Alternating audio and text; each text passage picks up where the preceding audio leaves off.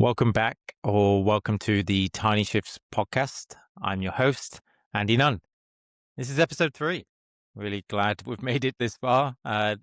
This is a podcast about how the mind actually works and how small changes can create a big impact in your life. Each episode, I'm going to break down one idea. So this can be from psychology, neuroscience, philosophy, and it's my goal to turn it into practical tools that you can use straight away. I'm not here for any hype, motivational quotes, or, any sort of easy systems, even though I will provide some systems.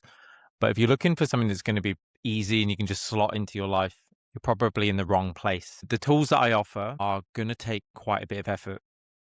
They'll challenge how you think, and sometimes you will feel uncomfortable with some of this stuff. And I think that's kind of the point. You just want to be just outside of that comfort zone. So my goal isn't to sort of pump you up or anything. I'm not going to David Goggins you through these podcasts. It really is, though, to help you get out your own way, sort of understand your own mind.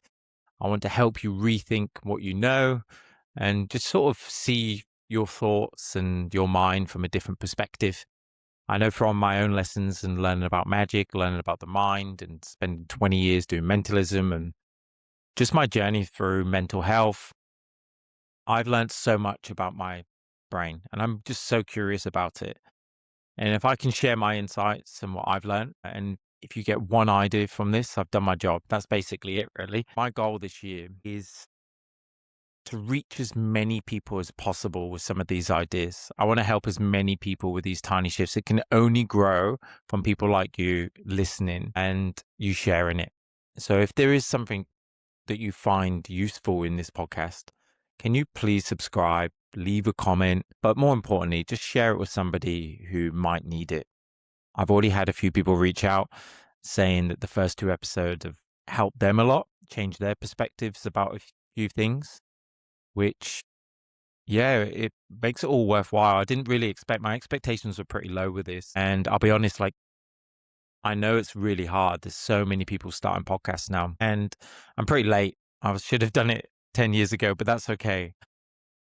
But these people that have taken their time, people I don't know either, who have listened to this, it's remarkable. And I'm really grateful already that I have made an impact. This episode is following on. So the first 4 weeks of this are all going to be around about habits. And the first 2 episodes were about the habits, the foundation of habits, how to form a habit.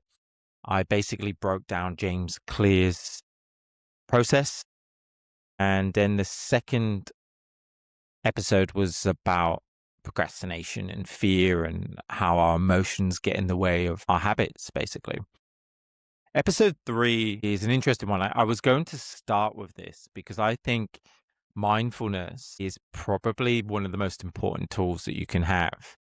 Because to build habits, you have to be mindful. The act of building a habit is mindfulness, really.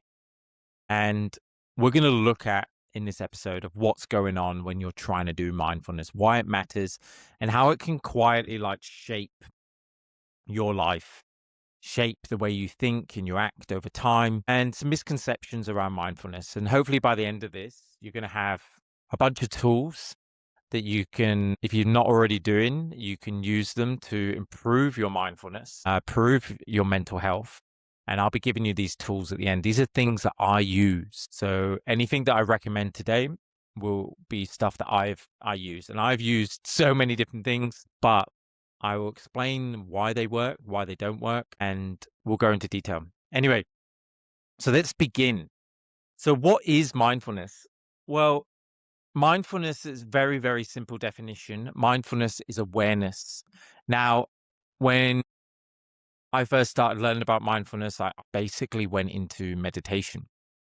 And my first idea of meditation or mindfulness was to clear your mind, to clear your thoughts. And I remember sitting there the first time listening to an audio of meditation, and it was saying you had to count down from 10 to 1 and using your breath as an anchor. And I was closed my eyes and started counting. And then he went 1, and basically what had happened, I don't even think I made it to 9, and my brain had like drifted off to something stupid. And then the meditation was over because I'd just been captured by my thoughts. So yeah, that was what, and I was like, this is terrible. Well, I'm terrible at mindfulness, so let's just not do that. And I think that's what a lot of people do. A lot of people experience it. They try meditation. They don't like what they experience because it is quite uncomfortable. And then they give up, and then they move on. And then they're like, I'm not going to do that anymore. But hopefully today I'll clarify a few things for someone who started off like that, who didn't see any value in it initially, or was a bit silly, thought it was a bit new age sort of hippie stuff that I was like, that's not really me. But I went through it because there's a lot of, spiritualism sort of tied to mindfulness, which some people don't like, some esoteric stuff. But there's some unbelievable research in terms of meditation and mindfulness and how that can help you in your life. Anyway, we'll keep going. So I want you to think about what mindfulness is and what isn't. It's basically just noticing what's happening. So let's try this for a sec. I would like you for a few seconds, as long as you're not driving, to just sit with your arms on your lap and just take a few breaths. And I would recommend closing your eyes. Close your eyes and just take a nice deep breath in and out. And with your eyes closed, I just would like you to notice the sensations of your body, the thoughts that come to your mind. And when you notice a thought, don't try and push it away. Just notice it and see what happens and watch that thought just like a cloud just disappear. And just focus on your breath. If it helps, just find a point where you can feel it. It can be your chest, it can be your nose. And just focus on it. If it helps, you can count, maybe from 5, 4,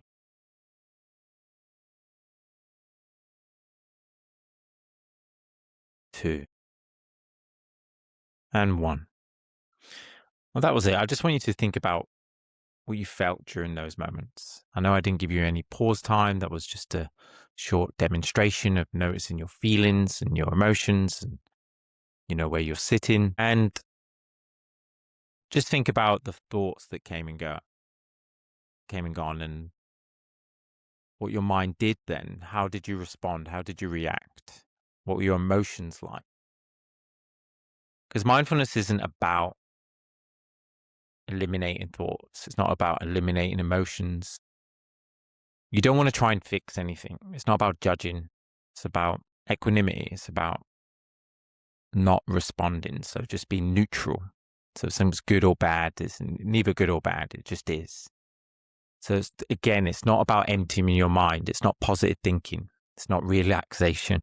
It's just about noticing what's happening in your life or in your mind or in your sensations. It's being deliberate. And that is mindfulness in a nutshell. And there is many different tools in order to train mindfulness, which we're going to go into today. But I just want you to think about that and how you felt. And we're going to expand on this. So again, you're not training to calm your mind. You're not training to get rid of thoughts. You're training to notice your thoughts, to pay attention. Because once you start to notice your thoughts and start to notice your emotions, you can then decide and make a decision. You can decide how to react after it. You can realize that thoughts don't need to be taken as truth. So you can begin to understand what you do just before a moment when it happens. So mindfulness has helped me, especially with ADHD. I would react emotionally, really get flooded, basically. My amygdala would come online and it would be over small things and I'd be very dramatic. And mindfulness has enabled me to pause. I still feel those emotions, but I can feel them coming, and I can just ease through them and just sit with them. I don't need to respond. I don't need to make it worse. I don't need to say the thing that's going to make it worse. And I've said and done some terrible things, upset some people, upset myself from reacting. And mindfulness has enabled me to have that pause, increase the time from stimulus to response. What I do between that is really important. And mindfulness is that. How do you act between stimulus and response? The more you can widen that gap, the more space you can create, the better the decisions that you can make. So I want you to think about that, because mindfulness is so, so important. Okay, so what does the research say about mindfulness? Basically, it's pretty good. A lot of it just says it strengthens your prefrontal cortex, which I've spoken about in the previous 2 episodes. That is your rational part of your brain. It's your thinking brain. Enables you to make quick decisions, or good decisions, not quick. And it quietens down your amygdala. So a lot of the research is from meditation, and the practice they use is pretty basic.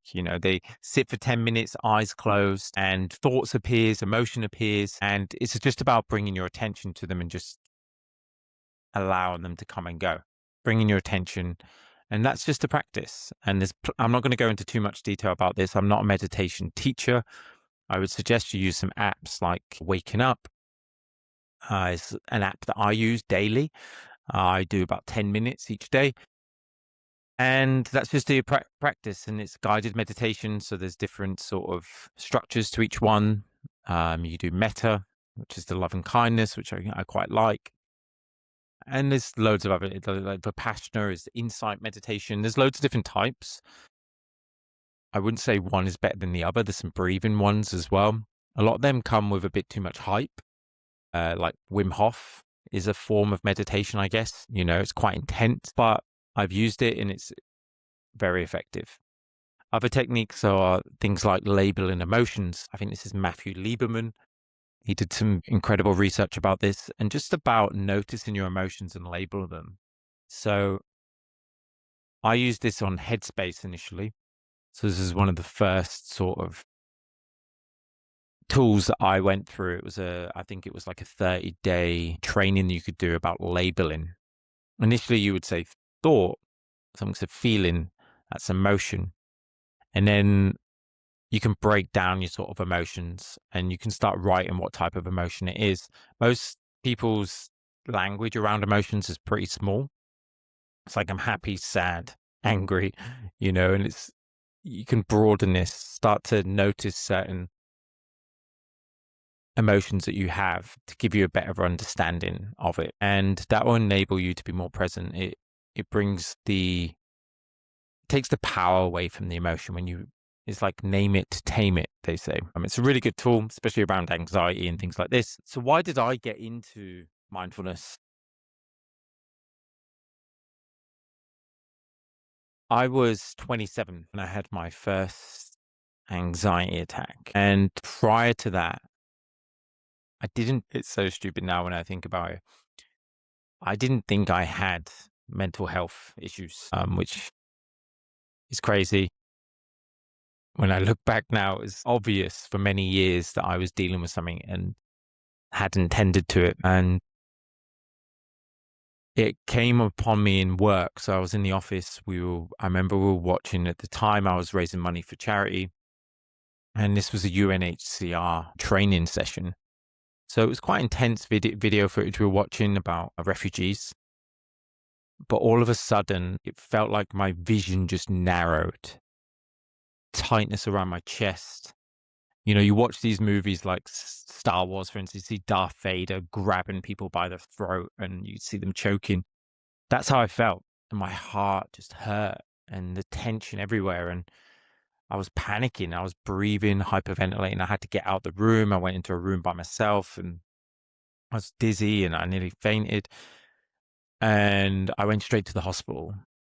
I thought I was having a heart attack. and I got put onto an ECG. I got tested straight away, and the doctor comes into me and she says, "Everything's normal. Your heart's fine." And I was like, "Okay, how?"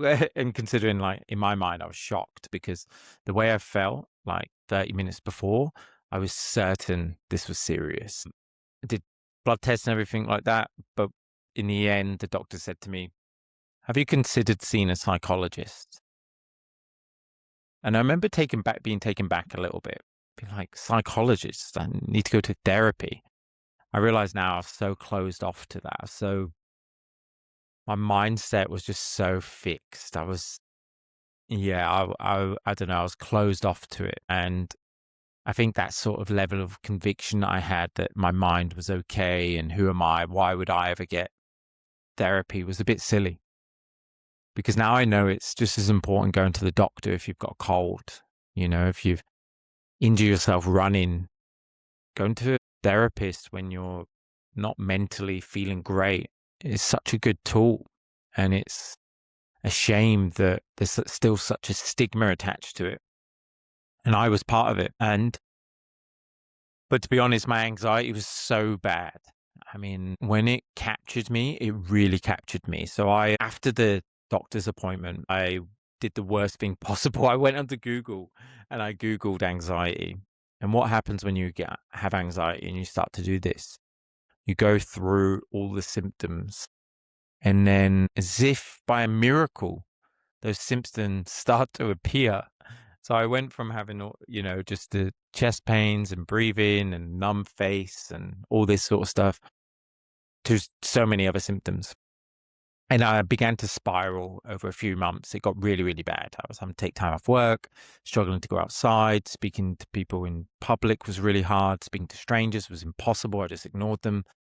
And my job was, I was in sales, I was managing teams. I was speaking to strangers. I did cold calling, it's like, how is this happening to me now?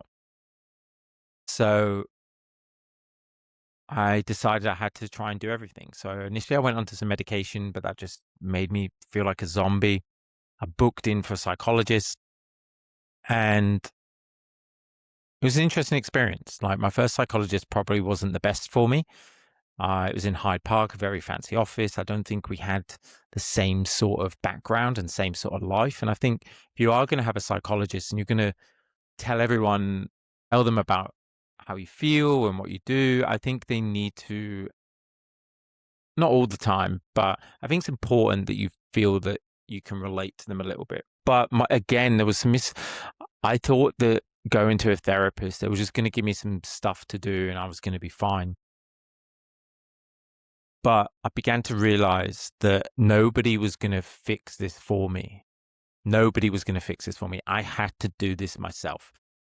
If I wanted to sort out this anxiety, it was my responsibility. And I decided that I was going to do it. I was going to figure out what to do. So the time I picked up a few books, Eckhart Tolle or Dan Harris, a bunch of books on meditation. I read that mindfulness was a really good tool. And I started trying it instantly. I was downloading the apps, going through all of them each day, journaling. And yeah, the first few times meditating, I was just like, it just made everything worse. I was noticing more I was engaging with my body and the anxiety got louder, not quieter. And this wasn't what the books were saying. It was saying that I was going to get better. What's the best thing you would read? What's the best thing for anxiety? Mindfulness, meditation. It just seemed to make me worse. And what I wish I could go back and tell myself back then and have someone to teach me to go through the sort of process of what to do when you're feeling overwhelmed and what mindfulness actually is and why you are the way you are. And, you know, I was in an anxious state. I was obviously overwhelmed on a constant basis. I didn't know how to fix it, and I was just trying my best. And the mindfulness tools isn't about clearing your mind. It's not about making you better. It's about building clarity. So I went through that process. I did what I could. Over months, it began to slowly quieten. My thoughts in my head began to quieten. And each and every day, over time, things got better. And I wish I could tell myself back then that, don't worry, this is only going to be temporary. And that's part of mindfulness, part of meditation is the whole idea that thoughts and emotions, they come and go. You know, just remember that. So I continued that sort of process. I continued to see a psychologist for a number of years. Meditation became a big practice. Daily, I'll do 10 minutes a day, 20 minutes a day. I probably clocked over, 1,000 hours on the Headspace app. And in the end, I ended up doing a 10-day silent retreat, which was a lot more intensive. So you do 10 days of sitting on the floor. So this is probably about 4 or 5 years later. Anxiety is sort of really quieting down. I haven't had a panic attack. Yeah, there were so many things that I did at the time, but they're all part of the mindfulness. It was about becoming aware of my mind, aware of my thoughts. Who am I? What are these emotions?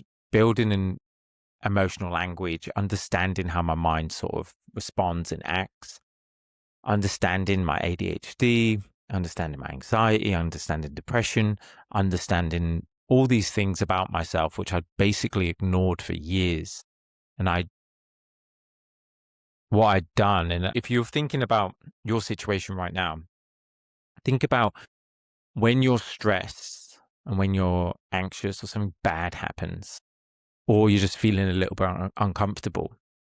What is your armor? What is your choice? How do you soothe yourself?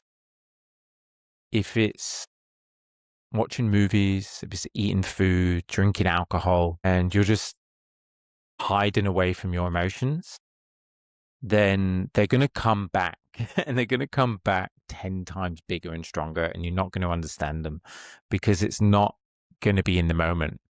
So mindfulness is about addressing them in real time. So over time, you can sort of deal with your emotions. You build an emotional language, you understand, you notice things, and you don't try and push them away. You don't try and hide away from your emotions. You just realize that's just the way they are. And it's about removing these negative self-soothing techniques that you have. So the lessons of 10 years of practice, like I say, lesson number 1, mindfulness isn't about clearing the mind. It's about seeing clearly. And lesson number 2, getting swept away is completely normal. So if you start doing it and you think for 10 minutes, that's fine. That's still a success. Come back the next day. Just keep doing it. Over time, you get better. So now I can go a few minutes without a thought coming into my mind and just staying quite relaxed. It's incredible because I can do half a second 10 years ago. Lesson number 3, self-criticism makes everything worse. So if you do get swept away and you start going, oh, I'm such an idiot. No, that's just part of it. It's the way your mind works. And key lesson number 4, thoughts and emotions pass. So like I say, in that moment, I didn't realize, but you have to realize that no matter how intense something is or how bad it is, it's going to go. And that understanding is so important when you're going through a hard time.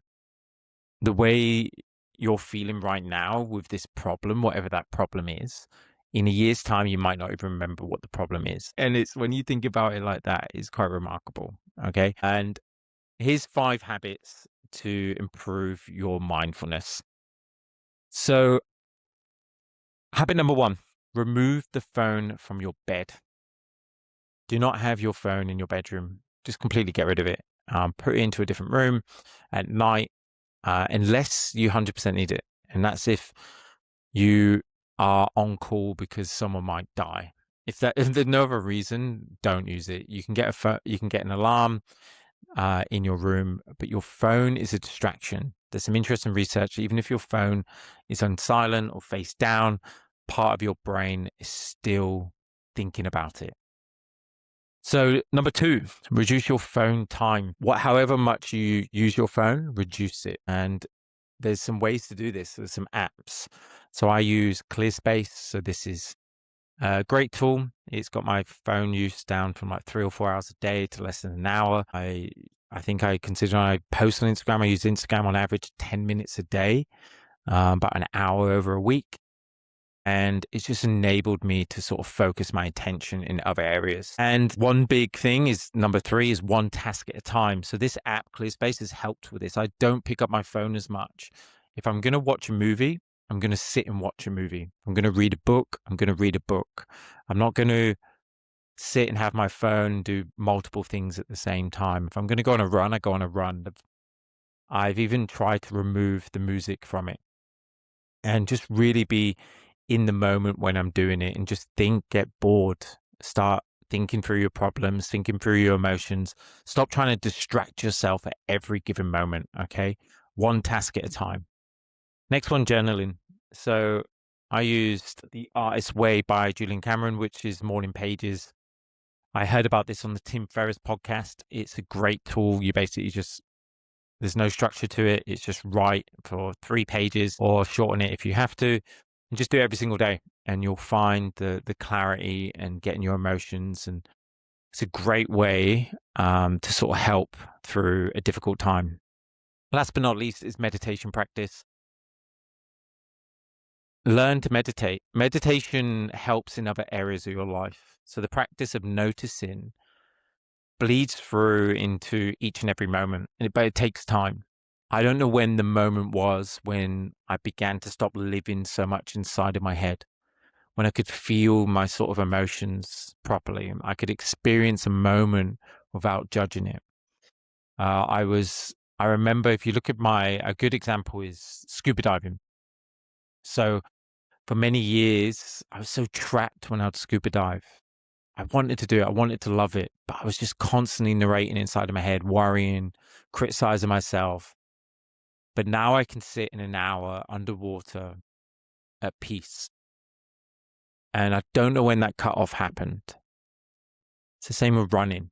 I can run and just be with my own thoughts for such a good time and, a couple of hours and just be at peace. And I'm truly grateful for that. And I honestly think a lot of it is down to my meditation practice that I've done over the years. And it's not about being perfect. So some weeks I miss completely. I don't meditate at all. But other weeks I meditate every day.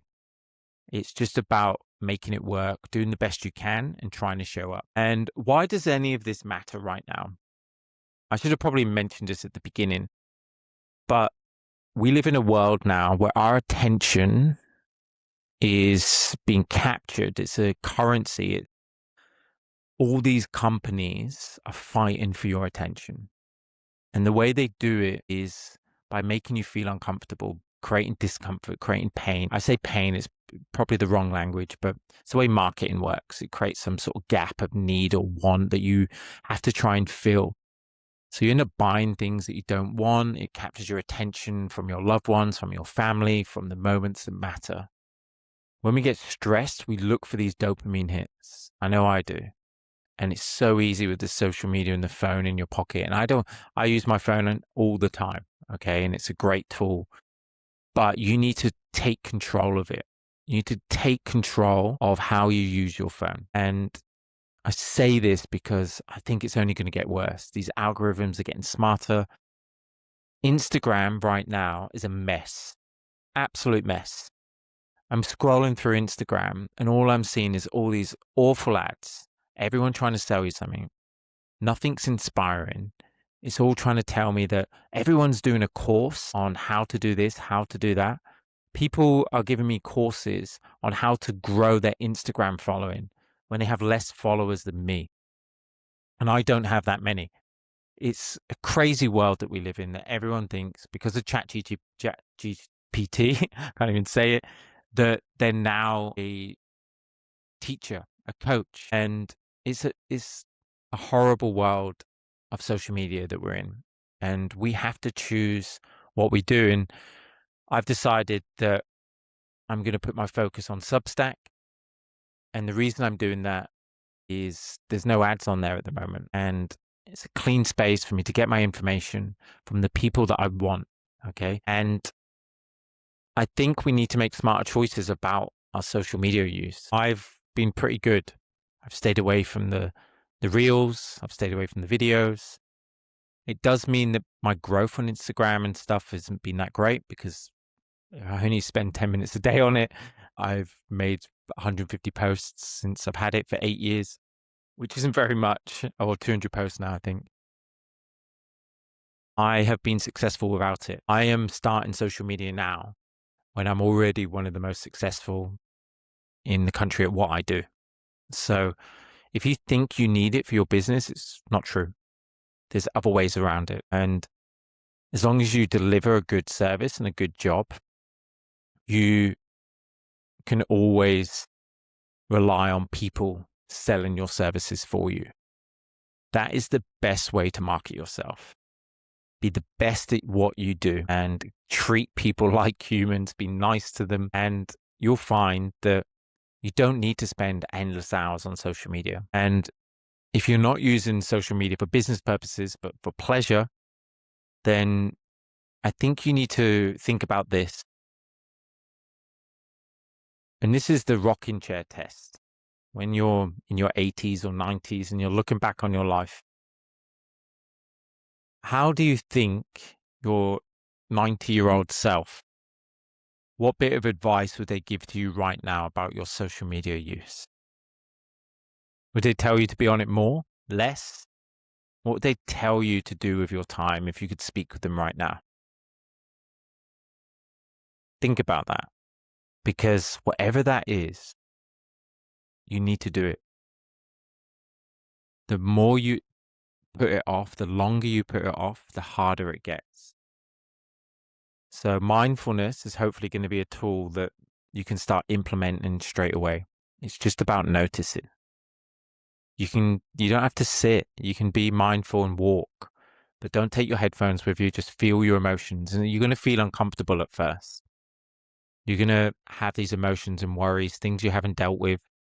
That's why I recommend pairing it with a journaling practice, because it enables you to get your thoughts out, and building a narrative around your emotions is really important. It's shown to really integrate how you feel and create a better link between your amygdala and your prefrontal cortex. And it's been shown to stop your brain getting flooded with emotions.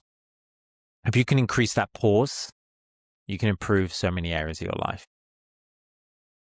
It's a bit shorter today, but I hope I got all the points out. And thank you again for taking your time. This was a topic that means a lot to me, and it's